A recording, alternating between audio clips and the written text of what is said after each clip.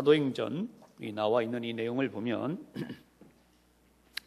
이 데오빌로, 지난번에도 제가 누가복음 할 때에 설명을 드렸습니다. 데오스라고 하는 빌로 이렇게 합쳐서 데오는 하나님이고 빌로는 친애하는 어떤 누구누구 이란 뜻이에요. 그래서 다른 말로 하면 하나님을 믿는 누구누구라는 뜻이 돼요. 그래서 데오빌로요라고 하는데 이것은 아마도 그 당시에 어떤 고관이지 않았느냐 이런 추정이 가장 크고요. 그 다음에 두 번째는 모든 사람들 그리스도인들에게라는 뜻이 있다고 학자들은 해석을 하고 있습니다. 어쨌든 이 부분을 우리가 좀 잠시 생각하겠는데요. 먼저 쓴 글에는 그게 설명이 나와 있어요. 원래 이 사도행전이 처음부터 이렇게 사도행전이라는 글로 이렇게 분리되어 있지 않았다고 해요. 누가복음 후편으로 누가복음의 뒤에 붙어 있는 그런 시대가 있었고요. 그것이 이제 나중에 요한복음까지 사복음서를 묶으면서 그 다음 뒤로 이 사도행전을 빼냈다는 것이죠. 그래서 여기 보면 내가 먼저 쓴 글에는 무릇 예수께서 행하시며 가르치시기를 시작하심부터 그러면서 그가 택하신 사도들에게 성령으로 명하시고 승천하신 날까지의 일을 기록하였노라. 그래서 이것이 이미 앞쪽에 나와 있는 내용으로 정리가 끝났어요. 근데 이제 뒤에 다시 나오죠. 3절 이하에 그가 고난 받으신 후에 그랬어요. 이게 굉장히 중요한 주제라는 뜻이에요. 사도행전에서 이 부분이 굉장히 중요한 주제가 되기 때문에 다시 한번 강조한다 라고 해서 나오죠. 또한 그들에게 확실한 많은 증거로 친히 살아계심을 나타내사. 예수님 이후에 초대교회의 가장 커다란 이슈 중에 하나가 뭐냐 하면 그럼 예수님이 정말로 부활했느냐라고 하는 거예요. 우리는 지금 빈 무덤 이야기를 하지만 그때 당시에는 빈 무덤을 목격한 이들이 분명히 살아 있었습니다. 그러나 많은 사람들이 예수님에 대한 기록을 덮으려고 했다는 거예요. 누가 그랬는가? 로마의 권세가들. 왜냐하면 그들은 황제를 섬기고 있는데 새로운 황제가 나타나면 안 되잖아요. 그래서 예수님의 부활에 대한 이야기를 하나의 민간에 퍼진 쓸데없는 이야기로. 근데 거기에 같이 동조했던 이들이 누구냐면 원래 거기서 만들어지기도 했지만 대제사장, 바리새인, 서기관, 당대의 권세가들이. 이들은 예수님의 부활에 대하여 쉬쉬하면서 예수님의 부활을 제자들이 지어낸 이야기로 만들기에 급급했습니다. 그러나 이 성경을 보면 그 당시에 예수님이 얼마 동안 사람들 앞에 나타나셨다고 했냐면 40일 동안. 이게 굉장히 중요한 이야기예요. 그래서 40일이라고 하는 시간을 한정 지으면서 예수님은 40일 동안 누구에게 보여주셨느냐? 그들에게. 예수님을 믿고 예수님을 따랐던 사람들에게는 다 보여주셨다는 이야기예요. 그러면서 마지막 하늘로 올려지시는, 우리는 승천이라는 한자 단어를 사용하지만 전문 신학 용어는 이제 승귀, 하나님의 아들의 신분으로 복귀하셨다라고 하는 그런 내용을 사용하죠.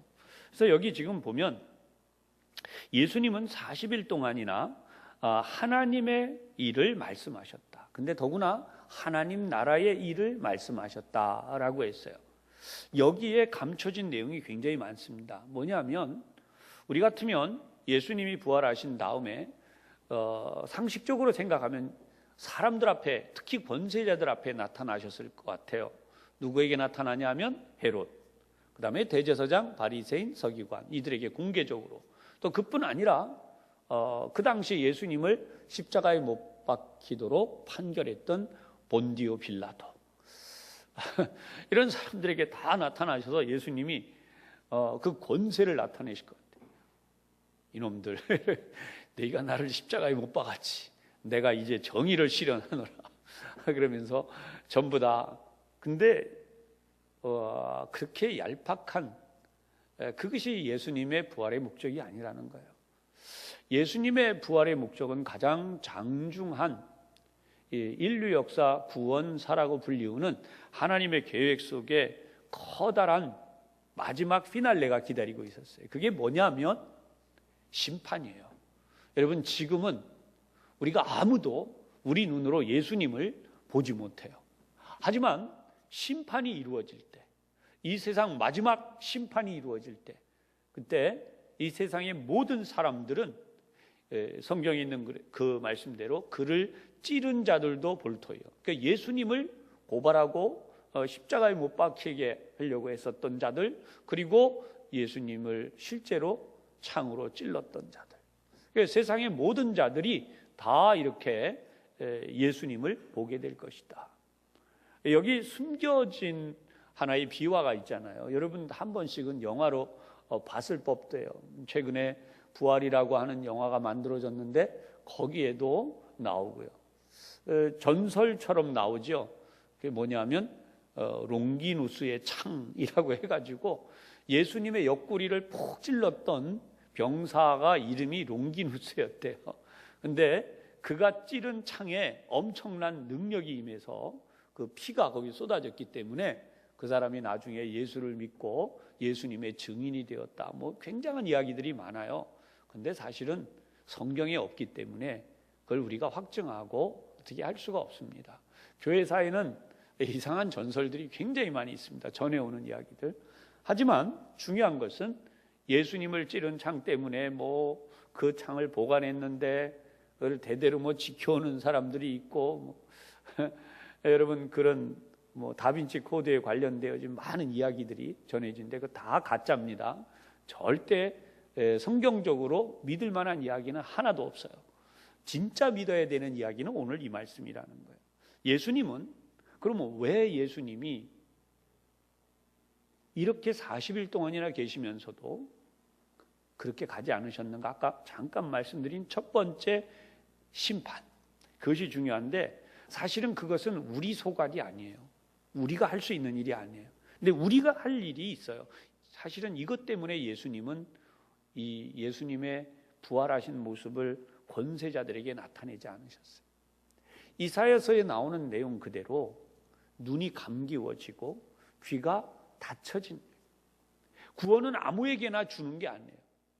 아무에게나 전해지게 되어 있음에도 불구하고 구원은 아무나의 것이 아니다 라고 바울이 고백하고 있듯이 지금 이 세상의 복음이 그렇습니다. 그래서 예수님은 어떻게 지금 하기를 원하셨냐? 하나님의 나라, 하나님 나라의 일을 말씀하십니다. 그러니까 오늘 우리가 이 자리에서 이렇게 예배를 드리면서 저의 입을 통해서 이 성경에 있는 말씀이 여러분들에게 전해지고 이 복음의 긴박성, 그리고 복음이 얼마나 우리에게 정당한가에 대한 정당성, 이런 것들이 전해지고 있는 거예요. 그러니까 이런 것들이 전해지는 예수님의 입을 통하여서 직접 말씀하신 내용을 생생하게 지금 누가는 여기에 기록을 해놓고 우리에게 알려주고 있다는 것입니다. 여러분 이 부분을 보면 멋진 드라마, 굉장히 잘 만들어진 다큐멘터리 이런 것을 보는 것 같이 이렇게 잘 쓰여져 있어요. 이대로 한번 좀 이 영상을 만들어서 우리들에게 보여줬다면 대단할 것 같아요. 근데 지금 세상은 이런 걸 안 만듭니다. 왜냐하면 돈이 안 돼요. 요즘 세상은 만들었는데 그게 팔려서 돈이 돼야 돼요.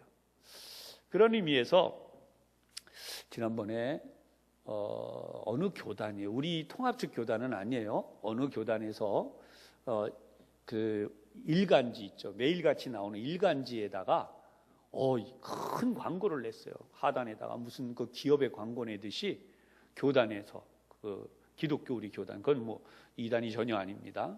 우리 교단에서 거기다 광고를 뭐라고 실었냐 하면 예수님에 대하여서 소개하는 글을 실었어요. 그리고 누가 예수를 믿어야 하는가에 대한 글도 거기다 실어놨어요.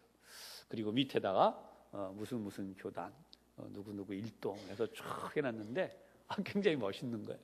야, 돈이 이렇게 써야 되는구나. 이제는 제가 전에도 말씀드렸지만 지하철 광고에도 붙여야 돼요. 주 예수를 믿어라. 그리하면 너와 네 집이 구원을 얻으리라. 여러분, 돈이면 되는 세상이면 우리가 그렇게라도 해야 되는 거예요. 이제는 어디 길에서 예수 믿으라고 소리를 내면 그 자체가 굉장히 지탄이 되고 있고, 또 잘못하다가 어떤 사람들에게 또 안 좋은 일을 당할 수 있는 그런 세상으로 가고 있다는 거죠. 그럼에도 불구하고 우리는 때를 얻든지 못 얻든지 할 수만 있으면 바로 이 일을 해야 돼요. 하나님 나라의 일. 당신은 괜히 이 세상을 살고 있는 게 아닙니다. 사실 오늘도 뉴스를 보니까요, 세상에나 독신으로 살고 있는 청년들 가운데 10명 가운데 거의 6명이 고향을 안 갔대요. 왜 그러냐 그랬더니 뭐 가면은 직장이 어떠냐, 뭐 또 시작해서 누구네는 결혼을 했고 근데 너는 누가 있느냐, 또 뭐 결혼했는데 왜 애가 아직 없느냐, 뭐 다양한. 그래서 요즘 젊은이들이요 안 간다는. 그리고 또 가슴이 아픈 뉴스는 30살 좀 넘은 청년, 또 20대 청년 합쳐서 셋이서 저기 있는 어떤 곳에서 조용히 그 펜션에서 번개탄을 피워놓고 스스로 목숨을 버렸어요. 이게 얼마나 안타까운 이야기입니까? 이렇게 명절이 되고 좋은 날이 됐는데, 그리고 여러분 다 뉴스에 나온 대로 강 건너가 아니라 바다 건너죠. 바다 건너 미국의 그 유명한 참 천사의 도시, 이름이 그렇죠.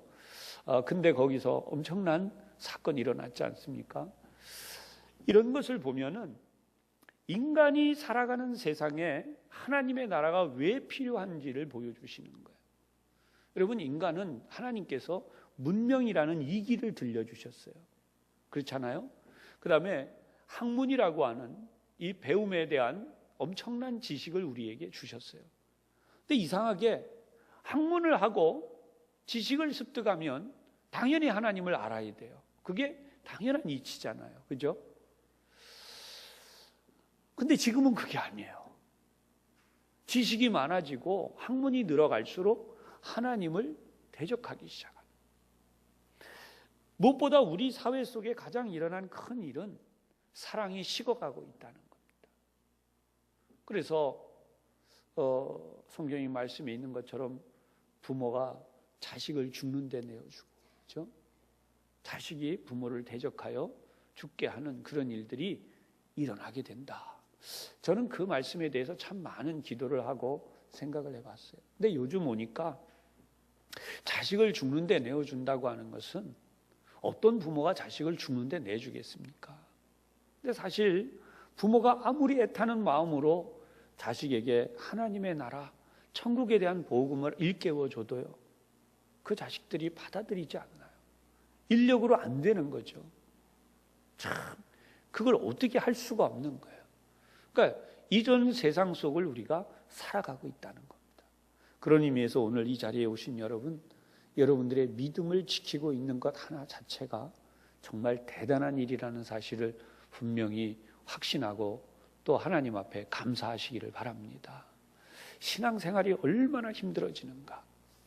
이게 뭐 정통한 소식은 아닌데요. 어제 이제 우리 목회자들 좀 이렇게 대화할 만한 분들이 있어서 같이 좀 대화를 나누는데 어떤 분이 그러더라고요. 야, 이거 기독교인들 세금 혜택 주는 거 없어. 우리끼리 한 얘기예요. 그래요. 뭐 다 원천 징수가 들어가니까. 그래서 어떻게 될는지 솔직히 아직 실행이 안 돼서 모릅니다. 그러나 우리는 이런 얘기도 했어요. 신앙생활을 하기 위해서 우리가 예수님이 말씀한 대로 다 버릴 수 있어야 되지 않겠나. 여러분, 신앙생활을 위해서 우리가 다 버리는데 예수님이 그러셨잖아요. 집도 버리고 전도도 버리고 심지어 가족도 버리고. 참, 왜 그런 말씀을 했을까? 예수를 믿어야 한다면 이제는 마지막, 어쩌면 세상의 마지막이 올수록 신앙생활을 하기 위하여서는 우리가 다 내려놓고 포기하고 버리지 않으면 신앙생활이 어려울 수 있다는 거예요. 오늘도 여러분 이 자리에 나오신 게 세상 사람들이 볼 때는 굉장히 어리석은 겁니다. 사실은 가족하고 같이 있어야 되고 가족과 즐거운 시간을 보내는 그게 정상인 거예요. 그런데 우리는 하나님의 나라를 생각하면 그게 아니에요. 이 세상의 절기는 지나가는 거예요. 여러분, 이 땅에 있는 모든 것들이 다 뒤에 가서 제가 설명 다시 할 부분이지만 하나님의 나라를 이루기 위해서 우리에게 주신 것들이라는 거죠. 여러분, 배운 지식, 그리스도인들이 배운 지식은 하나님의 나라를 전하는 데 쓰는 거예요. 우리들로 하여금 얻게 하신 재물은 하나님의 복음을 전하는 데 쓰는 거예요. 우리가 가지게 된 모든 것들이 뭐예요? 하나님을 소개하고 하나님을 증거하는 데 쓰게 되는 거죠. 그래서 4절 이하에 이 내용을 설명하세요. 사도와 함께 모이사 그들에게 분부하여 이르시되 예루살렘을 떠나지 말고, 이건 굉장히 중요한 사실이었어요. 이 당시에. 그러면 예루살렘을 떠나지 말라라고 하는 것은 그 당시의 이야기입니다. 예루살렘을 떠나지 말고 내게서 들은 바 아버지께서 약속하신 것을 기다리라. 이것이 바로 이제 2장으로 넘어가면서 나타나는 성령 강림 사건이죠. 성령 강림에 대한 놀라운 이야기들 지난번에 다 우리 나누었습니다. 그런데 아버지께서 약속하신 것을 기다리라. 그러면 이것은 지구상에 거하는 모든 사람에게 주신다는 약속이고요. 요한은 물로 세례를 베풀었으나 너희는 어떻게 돼요? 성령으로 세례를 받으리라. 성령으로 세례 받는다고 하는 것에 대하여서 교단적 차이가 약간씩 존재해요. 순복음 교단 같은 경우에는 방언을 하지 못하면 성령 세례를 받지 않았다라고 하고요. 거기서 또 이상하게 이단들은 더 넘어가서 당신이 구원받은 날짜를 기억하느냐? 못하면 당신은 구원받은 거 아니다. 이렇게까지 또 이야기합니다. 그런데 그건 굉장히 잘못된 것이고요. 오늘 예수님이 이 말씀을 통해서 우리에게 하시려는 것은 뭐냐면 성령 세례 받은 사람은 어떤 사람이 되는가라고 하는 거예요. 성령 세례 받은 사람은 7절, 8절 같이 살아가야 된다는 거예요. 예. 지금 우리의 문제는 7절, 8절이 아니에요. 근데 여러분 7절, 8절을 우리 한번 같이 다시 한번 봉독해 보십시다. 시작. 이르시되 때와 시기는 아버지께서 자기의 권한에 두셨으니 너희가 알 바 아니요 오직 성령이 너희에게 임하시면 너희가 권능을 받고 예루살렘과 온 유대와 사마리아와 땅끝까지 이르러 내 증인이 되리라 하시니라. 아멘. 성령 받으면, 성령 세례 받으면, 성령 충만, 성령 세례 같은 말이에요. 성령 충만, 성령 세례 받으면 일어나는 가장 중요한 일이 뭐냐면, 여러분, 우리는 모든 걸 포기할 수 있어요. 내려놓을 수 있어요. 무엇을 위해서? 하나님의 복음 증거를 위해서. 성령 충만 받은 사람은 바로 8절처럼 권능이 임해요. 하나님의 권능이 우리에게 임해요. 근데 하나님의 권능을 받고 다른 사람들에게 과시하는 게 권능이 아니에요. 권능을 받았다고 해서 내가 귀신을 쫓아내기도 하고 하나님이 보여주시는 놀라운 세계를 경험하기도 하고 하나님께서 주시는 능력을 가지고 병을 고치기도 하고 다양한 일들을 할 수 있어도 그러한 일들이 과시를 하거나 어떠한 인간적 목적을 이루는 게 아니라는 거예요. 딱 하나예요. 여기 나와 있는 예루살렘, 처음에는 예루살렘, 그 당시죠. 그 다음에 온 유대, 도시 전체, 그 다음에 나가서 원수가 되어졌던 땅 사마리아, 그런 다음에 땅 끝까지 이르러 내 증인이 되리라. 이게 성령 충만 받은 사람들이 해야 될 일이에요. 그러니까 여러분, 예수 믿고 구원받은 사람들이 당연히 할 일이 바로 앞쪽에 우리 3절 끝에 나타난 하나님의 나라의 일입니다. 하나님은 어디에 관심이 있으신가? 바로 거기에 관심이 있다는 거예요. 할렐루야. 하나님의 복음을 전하려고 하는 사람. 요즘 그 미라클 뭐뭐뭐 하는 방송이 좀 TV에 조금씩 나오죠. 가끔 나오는, 제가 알기로는. 근데 거기 보면은 선교하러 현장에 간 사람들이 있어요. 선교사님들. 정말 질병이 막 드글드글한 곳에, 상상할 수 없는 곳에 가서 선교사님들이 선교해요. 그런데 하나님이 그분들을 지켜주시고 그분들을 통해서 기적이 일어나게 하세요. 정말 사도시대처럼 질병이 나아요. 그런데 거꾸로 이번에는 선교하시던 선교사님이 병들어요. 돌아왔어요. 우리나라에 와서 치료를 하고 다시 나가는 분이 있는가 하면 어떤 분은 결국 그렇게 하나님 앞으로 가는 분들이 있습니다. 우리는 질문을 던지죠. 왜 하나님은 끝까지 그 사람들을 고쳐서 쓰지 않으시는가? 성경에 의한 답을 그대로 한다면 때가 되면 하나님이 데려가시는 거예요. 할렐루야. 여러분, 때가 돼서 가는 걸 감사해야 돼요. 끝까지 안 가고 어떡할 거예요? 때가 되면, 하나님이 때가 되면 우리를 데려가시는 거죠. 그래서 해야 되는 일이 바로 여기에 나오면서 최대의 관심사, 그 당시에 유대인이면, 이스라엘 사람이면 누구에게나 있는 관심사가 바로 오늘 6절에 나오는 거예요. 그들이 모였을 때 예수께 여쭈어 이르되 주께서 이스라엘 나라를 회복하심이 이때니까. 우리나라, 우리 민족, 다시 한번 우리 민족이 일어나서 로마의 군대를 쫓아내고, 그죠? 헤롯도 쫓아내고, 그게 그 당시의 관심사. 이것이 주님의 뜻이 이루어지는 거라고 믿었다는 거예요, 그들은. 그러니 여러분, 하나님의 뜻과 유대민족의 뜻이 전혀 다른 거예요. 하나님은 하나님의 나라를 생각하시지 이스라엘 민족만, 지금도 그들이 잘못하고 있는 겁니다. 지금도 유대인들이 그것을 하나님이 생각하지 않는다는 거예요. 그러니까 지금 엉뚱한이라고 있는 거예요. 여기 보면 절대로 그게 아니래요. 7절에 때와 시기는 아버지께서 자기의 권한에 두셨으니 너희가 알 바 아니다. 관심을 꺼라 이거예요. 너희에게는 아무 해당 사항이 없어.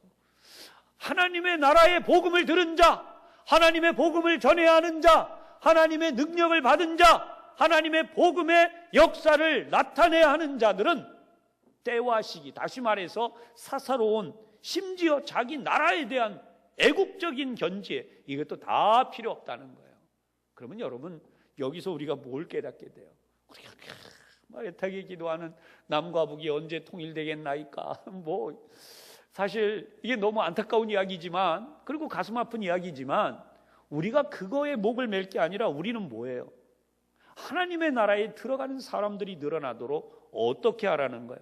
땅 끝까지 가서 복음을 전해라. 그것이 주님이 우리에게 무엇한 사람들, 성령 충만 받은 사람들, 성령 세례 받은 사람들에게 주시는 말씀이에요. 그 다음 주님은 더 이상 말씀하지 않으시고 하나님의 나라로 올리워 주셨어요.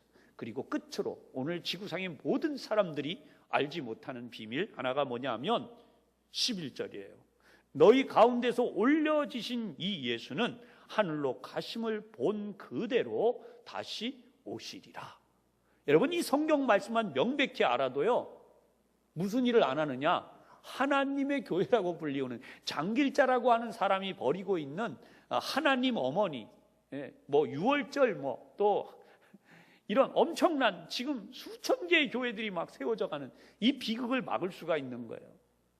안상홍이라는 사람이 재림 예수라고 말하는데, 그렇게 어느 한 구석에 이름 없이 왔다가 사라지는 게 아니라 이 말씀 이대로예요. 하늘로 올려지신 그대로, 구름을 타고 올라가신 모습 그대로 다시 이 땅에 오시면서 보라, 예수다. 할렐루야. 이렇게 오실 거라는 거예요. 그러니까 이게 정말 얼마나 성경을 안 읽으면, 여러분, 얼마나 성경을 안 읽으면, 다른 말로 표현하면 목사들이 이 부분을 얼마나 설교를 안 하면, 죄송합니다. 또 어떤 목사님들이 저보고 너만 잘난 목사냐 이러면 안 되니까 여러분. 사실 그분들도 애타게 설교하셨겠죠. 그러나 이 성경 말씀을 왜 안 읽고 그들이 갖다 주는 이상한 문서들이 있고 공부합시다 뭐 합시다 아니 멀쩡히 교회 잘 다니던 사람들이 넘어가는 거예요. 여러분, 이단에 넘어간 사람들이 신앙이 없고 믿음이 없어 간 게 아니에요. 누구보다 뜨거운 사람들이었고 누구보다 열심히 믿는 사람들이 넘어가 있는 거예요. 그게 진짜 안타까운 이야기입니다. 그런 의미에서 이 말씀을 오늘 우리들이 꼭 붙들어야 돼요. 할렐루야. 자, 우리 본문으로 우리 이 나눠드린 교재로 넘어가겠습니다. 자, 사도행전에 대해서 첫 번째 줄에 설명이 나오죠. 신약 성경 유일의 역사서다. 사실 구약 성경을 보면 역사서가 여러 권 나와요. 근데 여기는 유일의 역사서라는 거예요. 그래서 복음서와 서신서의 가교 역할을 합니다. 그래서 여기 지금 설명에 쭉 나와요. 어떻게 지금까지 세상 곳곳에 복음이 전파되게 되었나 하는 복음 전파의 경로를 설명하고 있어요. 근데 이 정도가 아니라 이제 지금까지도 왜 예수 믿는 사람이 늘어가는가? 지금까지도 이렇게 많은 사람들이 예수를 믿고 그리고 이 복음을 전하려고 하는가? 왜 그럴까요? 성령 하나님이 역사하신다는 거예요. 초대교회도 성령님이 개입하셔서 역사하셨지만 지금도 성령 하나님이 역사하고 계시다는 거죠. 그다음에 제목을 보면 이 프락세이스, 그다음에 아포스톨론, 이 사도들의 행동, 행전 합쳐서 지금 우리가 아포스톨롬이라고 불렀어요. 그래서 고대 사본에서 이 내용을 끌어와서 지금까지도 사도행전이라는 명칭으로 쓴다는 거죠. 저자에 대해서 누가 썼느냐라고 하면 누가 진짜 누가예요. 진짜 누가가 이 복음서를 썼어요. 그래서 첫 번째, 두 번째, 세 번째까지 이 누가에 대한 정당성을 설명해 드렸습니다. 기록 시기는 언제쯤일까라고 하는데 예루살렘이 멸망한 내용, 주후 70년에 예루살렘이 티투스 장군에 의해서 완전히 멸망했어요. 그러니까 돌 하나도 돌 위에 남지 않고 다 무너져 버렸죠. 그랬는데 그런 것을 생각하면 여기에는 지금 분명하게 나와 있는 게 있어요. 예루살렘 그렇게 무너지기 전이었다. 그래서 주후 62년에서 63년 정도로 추정을 해요. 기록 장소는 당연히 누가가 계속 바울과 함께 동행했기 때문에 아마도 바울이 간 곳에서, 그래서 특히 마지막 로마에서 기록했을 것이다 라고 하는 것이 초대교회의 교부였던 제롬이라고 하는 괄호 안에 쓰여 있는 이야기죠. 사도행전에 나타난 하나님의 섭리에 대한 설명인데요, 본서는 크게 두 부분이다라고 하는 거예요. 전반부는 어떤 내용이냐 하면 예수님의 부활 승천 이후 예루살렘 교회가 부흥하는 가운데 안디옥 교회라고 불리우는 이방인 교회가 생겨나게 된 유래와, 그리고 이방인 교회를 통해서 세계 선교사로 파송되었던 초대 세계 선교사죠, 바울과 바나바에 대한 이야기가 1장에서 13장까지 나오고, 나머지 내용 가운데서 후반부에 보면 어떤 내용이냐 하면 주로 베드로, 바울 또 사도들의 이야기가 나오지만, 그러나 사실은 그것이 아니라 성령 하나님이 어떻게 그들 가운데 역사하셨는지, 그 다음에 어떻게 또 성도들을 보호하셨는지, 베드로 사도의 탈출기가 나오죠. 생생하게. 그런 다음에 성령의 행동, 성령이 어떻게 하시려는지, 지금도 이 땅의 성도들과 교회들을 보호하시고 그 다음에 하나님의 백성들을 지키신다라고 하는 거죠. 오늘 여러분들 이런 의미에서 그 도표 안에 들어있는 내용 한번 보시면 1장에서 2장까지는 성령 강림이라, 그 다음에 성령 강림을 통해서 교회가 어떻게 생겨났는지, 그 다음에 이제 예루살렘 교회의 이야기가 여기까지라면 이번에는 유대 사회와 사마리아 지역에 교회가 세워지는 장면. 그래서 3장에서 7장은 교회 조직이 정비되는 과정, 그 다음에 교회의 확장과 발전, 8장에서 12장, 그 다음에 이제 바울이 3번씩이나 세계 선교를 떠나죠. 그래서 그것을 통해서 이방인 교회가 어떻게 세워졌는지가 우선 1차적으로 13장에서 21장까지, 또 나머지 21장 후반에서 28장까지는 로마에 대한 선교의 얘기가 자세하게 기술이 돼요. 어떻게 로마까지 가게 되는지 그 경로가 나오게 되죠. 사도행전에서 굉장히 중요하게 강조하는 것이 있습니다. 첫 번째, 예수님의 죽으심과 부활. 이것이 분명하게 기술하고 있는 내용이 앞에서 제가 강조해 드렸습니다. 두 번째, 성령 강림은 결국 무엇을 하려고 하시나? 온 세상, 온 인류, 이방인을 포함한, 유대인들은 지금까지도 자기들만이에요. 하나님은 자기들만의 하나님이고 절대 이방의 하나님이 될 수 없습니다. 지금도 유대인들은 그걸 그렇게 믿고 있고 바꿀 수가 없어요. 그래서 그런 내용, 그래서 이방인의 구원, 그것은 바로 구약 성경, 하나님의 말씀의 성취다라고 하는 것을 명백히 이야기해요. 세 번째 중요한 것은 뭐냐면 교회가 성장하거나 또는 확장하거나 또는 교회가 하는 모든 일들이 하나님의 인도하심 아래에 있다라고 하는 것을 보여줍니다. 그러니까 오늘날도 교회는 하나님의 인도하심, 특히 하나님이 누구를 통하여 역사하시나 성령님을 통하여서. 그래서 이 사실을 우리가 분명히 알아야 된다. 그 다음에 네 번째 중요한 것은 하나님의 권능은 어디까지나 예수님의 이름으로 나타나는 것이다. 여러분, 제자들의 이름이 높아져서는 안 되는 거예요. 구원 얻을 이름, 구원할 이름, 우리가 유일하게 믿을 이름은 예수님의 이름이에요. 할렐루야.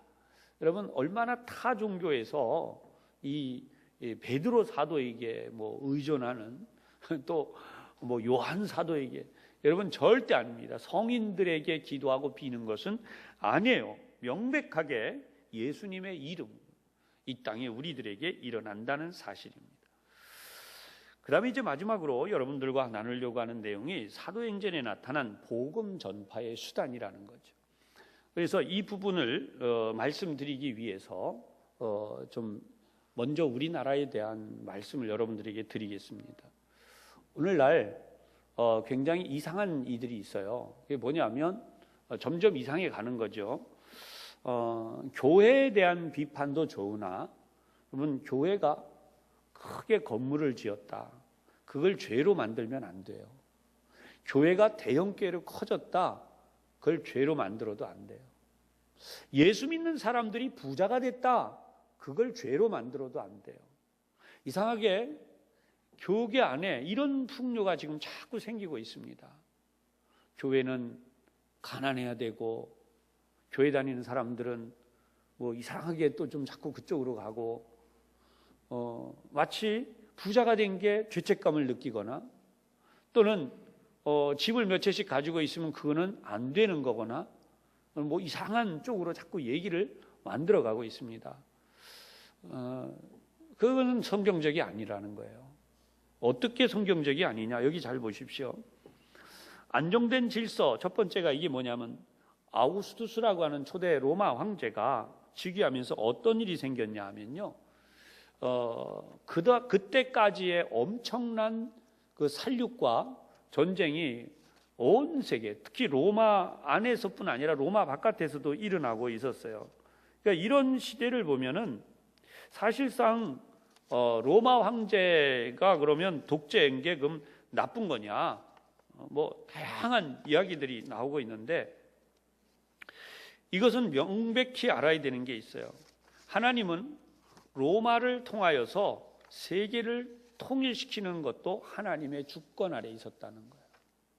그것이 명백한 하나님의 주권이다. 그것이 어디에 나오는가? 다니엘서에 나오는 내용이에요. 그래서 하나님은 이렇게 하나님의 주도권 아래서 초대교회가 하나의 공동체가 만들어진, 세계가 통일될 수 있는 하나의 공동체를 만드셨는데, 어떻게 되었는가? 지중해를 끼고 로마의 그 세력이 영국에서 페르시아, 그리고 북아프리카에서 북유럽까지 뻗쳐나가게 만드셨다는 거예요. 그런 다음에 여기에 초대교회 복음을 전파하게 하셨는데, 바로 이 아우구스투스 황제가 즉위하면서 엄청난 전쟁이 있었던 것들이 다 종식되기 시작해요. 아우구스투스 황제에 의하여서. 그래서 이후에 약 한 200년 동안 어떤 일이 벌어지느냐? 유명한 말, 팍스 로마나, 평화, 모든 평화는 로마로부터, 그 다음에 모든 길은, 좀 이따 설명할 건데, 모든 길은 로마로부터, 이 두 가지가 나오게 되는데, 첫 번째 팍스 로마나, 이것은 세계 평화에 기여한 로마다. 근데 사실 이 200년간 엄청난 일이 일어나게 됐는데, 그게 뭐냐 하면 문화가 다 다르잖아요. 각 종족들이, 그렇죠? 세계 종족들이. 근데 문화가 어느 정도 융화되게 만드셨어요. 하나님 통일되게. 그 다음에 첫 번째 중요한 것이 거기에서 언어입니다. 언어가 통일이 돼요. 헬라어라고 하는 언어로 통일이 되면서 전 세계가 사도 바울이 헬라어로 말하면, 오늘날 우리가 영어로 말하면 세계가 어느 정도 통하듯이 이렇게 통하게 되는 세상이 왔어요. 단일한 법, 단일한 언어에 의하여서 이 문화가 하나로 묶여가기 시작해요. 그래서 이것은 복음이 전파될 수 있는 엄청난 일을 이루었다. 사랑하는 여러분, 오늘도 그런 의미에서 우리가 우리나라에 전해진 복음이 어떻게 힘차게 이 땅에 퍼져나갈 수 있었나, 이걸 한번 잘 생각해 보면 좋겠어요. 두 번째, 이제 그 성경을 보면 학자들이 다 연구한 거지 뭐 제가 특별히 말씀드리는 게 아니에요. 이 정예 병사들을 이쪽 끝에서 저쪽 끝까지 이동을 시키려고 보니까 로마는 대로를 닦을 수밖에 없어요. 그걸 일명 왕의 대로라고 하고요. 성경에는 이 도로에 대한 이야기가 많이 나와요. 아울이 잡혀갈 때도 나중에 아비오 저자라는 그 거리에 대한 이야기가 나와요. 그게 바로 이 황제, 왕들이 다니고 군대가 다니기 위한 대로들이었어요. 그리고 이런 군대들이 출동하면서 해로도 열리고, 그 다음에 바울이 이제 로마에 갈 때까지 이야기도 나오지만 군대들이 호위를 하게 됩니다. 왜냐하면 무역선도 지켜야 되고, 왕의 군대들도 이동해야 되고, 또 세금을 걷어들인 것도 이동을 시켜야 되기 때문에 이렇게 해로, 육로 모든 곳에서 굉장히 잘 닦여진 제도가 만들어지게 된 거예요. 그런데 바로 이것을 통하여서 하나님께서는 바로 이 사도 바울이 복음을 전하는 아주 좋은 통로로 사용을 하셨다는 거예요. 그래서 세계적으로 빠르게 복음이 전해질 수 있었다라고 하는 거죠. 언어가 다르고 뭐 도로가 다르고 모든 것이 다 이렇게 막 나눠져 있으면 굉장히 어려웠을 것이다라고 하는 거예요. 그 다음에 또 중요한 것은 강력한 로마의 중앙 정부가 있었다는 거예요. 사실 이러한 강력한 중앙 정부에 있는 이 입장에서 로마가 가지고 있는 우위점에서 바울은 로마의 시민권을 가지고 태어나죠. 그래서 바울이 가진 로마의 시민권이 어떤 일을 하느냐, 굉장히 중요한 일. 여기 지금 16장 37절에 39절만 했지만 앞 뒤쪽으로도 몇 군데 더 있어요. 22장 25절에서 29절, 23장 27절, 25장 9절로 12절. 그래서 이 바울이 가진 시민권 때문에 굉장히 중요한 역할이 됐다는 사실을 많이 알려지게 되는 거죠. 하나님이 바울과 같은 인물을 이렇게 세우신 건 그 이후에 또다시 우리 성경에 등장하진 않아요. 있었는지 없었는지 우리는 모릅니다. 그러나 중요한 사실은 뭐냐, 여러분, 이 신분, 요즘 같으면 이거 굉장히 또 안 좋게 지탄받을 수도 있는 거예요. 생각해 보세요. 유대인이잖아요. 유대인이 무슨 로마의 시민권을 가지고 안 그렇습니까? 그러나 지금 여기를 보면 이 로마의 시민권은 무엇 때문에 쓰였나? 하나님의 복음 전파를 위해서 쓰였다는 거예요. 따라서 오늘도 우리는 우리가 살고 있는 이 땅에서 일어나는 일들 가운데 하나님의 나라에 대한 이 개념이 명확해야 되겠어요. 내가 왜 부자가 되었나? 내가 왜 집을 몇 채나 가지게 되었나? 그리고 내가 왜 높은 학문을 배우게 되었나? 내가 왜 세상에서 높임을 받게 되었나? 거꾸로 뒤집으면 그렇지 않은 분들도 많아요. 그러면 다 같이 이야기할 때 초대교회의 대다수는 누구였냐 하면 대부분이 평민이었어요. 상인. 그 다음에 누구도 있었냐 하면 노비가 많았습니다. 노예와 노비가 많았어요. 종들이. 그렇게 볼 때에 그들이 모두 하나가 됐어요. 신분의 벽을 넘고 또 빈부의 차이를 넘고 모든 것을 다 뛰어넘어서 무엇을 위해서 교회가 유지되고 퍼져나갔는가? 복음 전파예요. 하나님의 나라에 들어갈 백성들을 만드는 겁니다. 그게 하나님의 나라예요. 지금도 우리의 사명은 그거예요. 땅에 있는 교회들이 많이 늘어나는 단 하나의 이유가 있다면 바로 그거예요.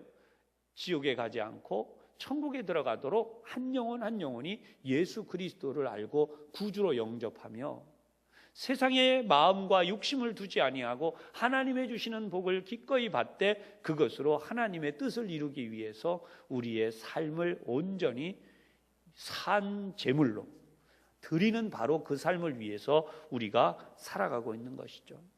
오늘도 그런 의미에서 이 수요일 날, 오늘 같은 날, 수요일 날 여러분 나와서 예배하는 것이 하나님께는 영광이요, 우리에게는 가장 큰 복이요, 이 세상에서 우리가 해야 될 가장 큰 사명인 줄로 분명히 깨닫고 믿으시기를 바랍니다.